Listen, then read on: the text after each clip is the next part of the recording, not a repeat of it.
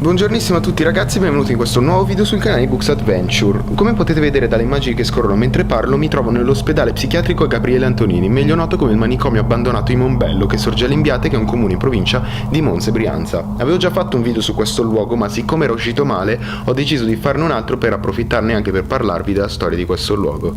Direi di non perderci in ulteriori chiacchiere e di partire subito con l'esplorazione.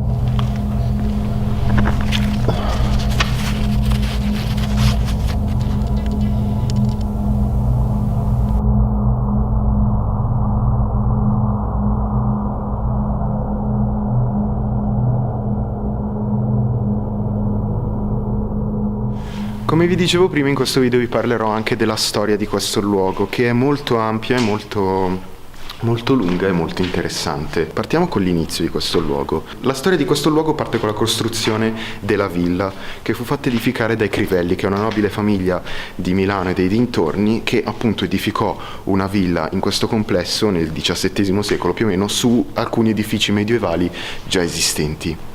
La villa c'è ancora nel complesso e anzi è uno dei pochi edifici appunto del complesso a non essere stato abbandonato, è ancora in uso. La villa fu usata dai nobili Crivelli per molti anni, ci furono alcuni passaggi di proprietà e col tempo la villa e il parco che la contenevano furono ampliati talmente tanto e resi talmente tanto belli che la gente della zona cominciò a chiamare questo luogo Montebello. Col tempo la pronuncia si è andata sempre più a storpiare fino a diventare Monbello e col tempo la parola Monbello è rimasta talmente tanto nel parlato della zona da dare il nome a tutta la frazione del comune di Limbiate in cui ci troviamo.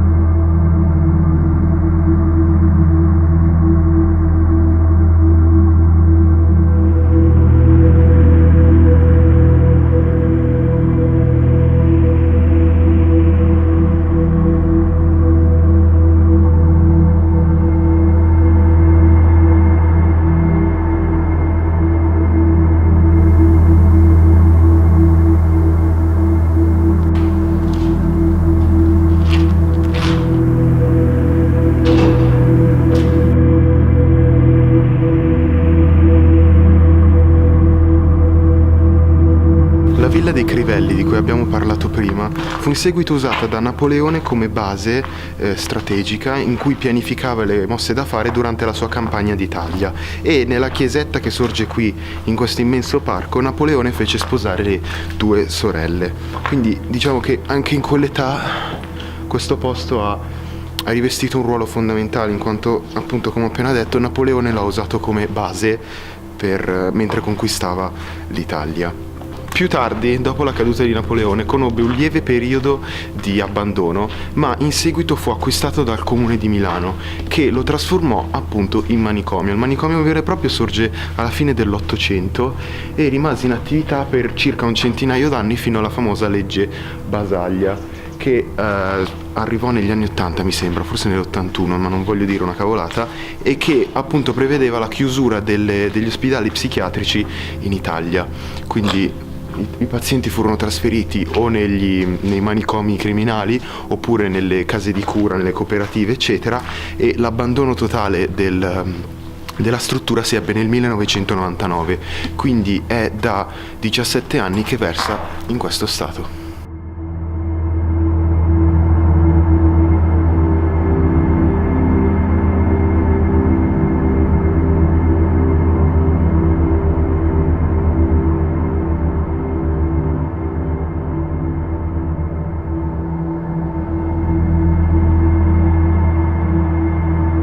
Bene ragazzi, ho esplorato a sufficienza, sono appena uscito da questo edificio, ho fatto tantissimi video, direi che ho esplorato solo 2 edifici, ho fatto più di 80 video, quindi direi che ci torneremo un'altra volta per finire il giro e chiudere il ciclo di video dedicato a Mombello. Ora ho deciso di fare l'ultima manche, sto per entrare nei sotterranei, quindi se non avrete più notizie da me, vi ho voluto bene.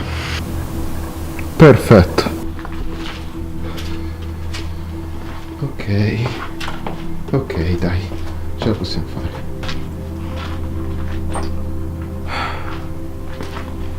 Ragazzi, occhio dove mettete i piedi quando fate l'esplorazione.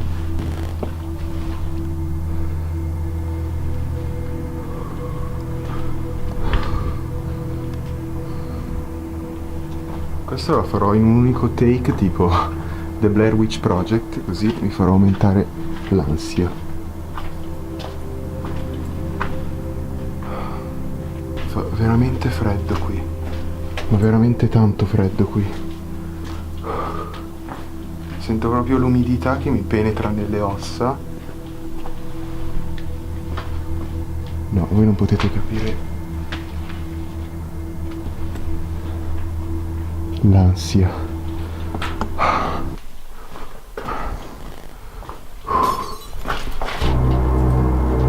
Ho sentito un rumore, fu così che me ne andai molto velocemente. Grazie Mombello, è sempre un piacere tornare a farti visita. Vi prego, fatemi rivedere la luce.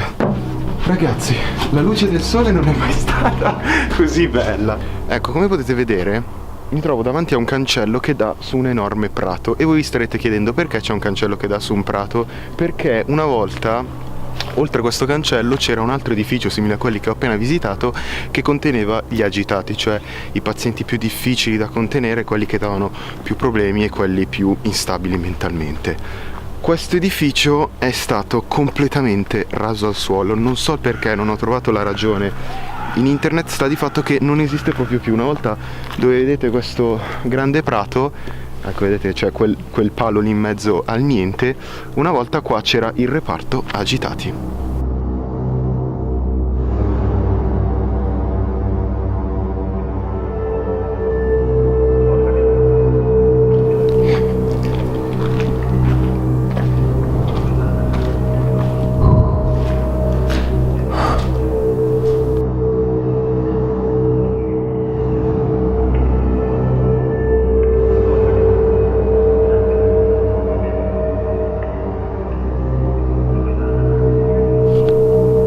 Questo potrebbe non essere vero.